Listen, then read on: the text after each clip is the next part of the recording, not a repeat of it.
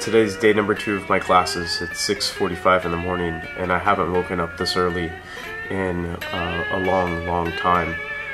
I want to go back to sleep, take a shower, get a cup of coffee.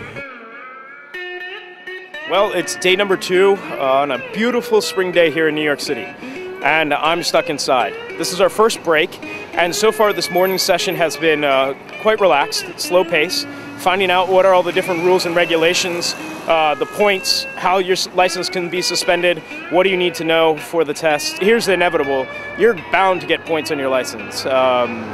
You know, if you're driving professionally full-time, stuff's going to happen. It's significantly slower than yesterday, which is one thing that I'm happy for because I feel slightly under the weather.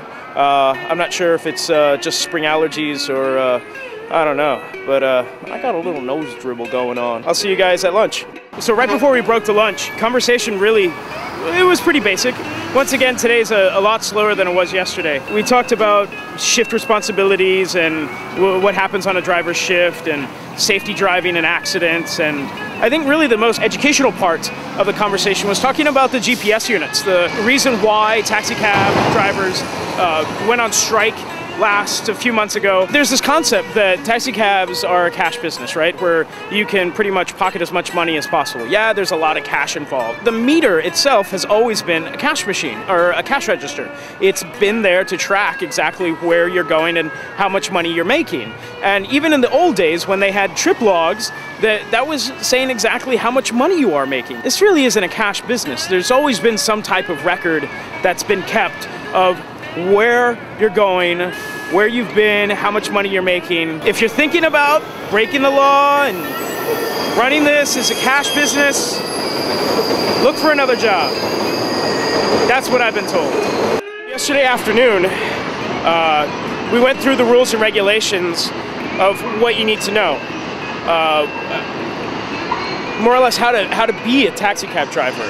What are the things that govern your actions while you're driving a taxi cab? Most cabbies who come into this course, or most people who want to become a taxi cab driver, are in a very similar position as mine.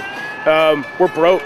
Today's day 3, my last day here at class at Master Cabbie, and frankly, I couldn't have had a better instructor. David is unbelievable, a wealth of information and a walking encyclopedia of not only how is it to be an independent contractor, but also how to be a taxi cab driver. Just some of the most amazing stories you could possibly imagine. It's really great to be here at Master Cabbie. They really know what they're doing. The instruction material is solid. Now we're working our way through of what it is to be in this business and to look at it as a business. Courtesy, what are the things that you should be doing as a taxi cab driver? And it's amazing that you happen to have such a wealth of information. All of these instructors are all taxi cab drivers themselves. They've been through the business, they know what it's like, they know what you need to do, and they know what you shouldn't be doing. Today is the 3rd day, and it happens to be a lot slower than it was the first 2 days. And the information is just phenomenal, absolutely phenomenal. If you're a smart and intelligent individual, you'll approach this as to handle people through customer service. So this is my first break of the day, and I need to get back upstairs and figure out how else I need to treat passengers, also my customers.